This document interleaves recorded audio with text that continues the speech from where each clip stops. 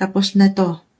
Okay na tong 2025, Moonchild. Move forward na tayo. Looking forward yung energy para sa mas maganda, mas maliwanag na bagong taon. Nasasalubungin nyo pa lang, ngayon pa lang, mid-month pa lang tayo.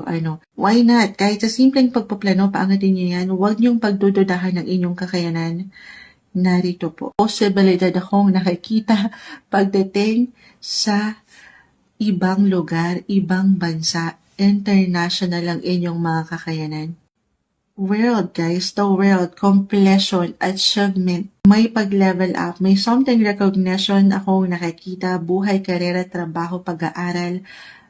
Ang ganda. Umaayon, that is the great sign po. Great sign na merong success.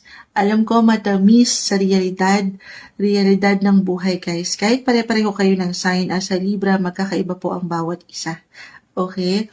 Gaano man kalaki kaliit itong pwedeng ihain sa inyo. This is something fulfilling sa feeling kasi po. Ito kasi yung puso nyo, narito yung passion, yung power. Pinag-alayan nyo ng energy, tinapos nyo, nilaban nyo. Nagsunog kayo dito ng kilay, pinag-aralan nyo. Pinaangat nyo yung curiosity, yung learnings, yung pagkasapat. So ito na. Final part, mid-December. Ang ganda po ng flow.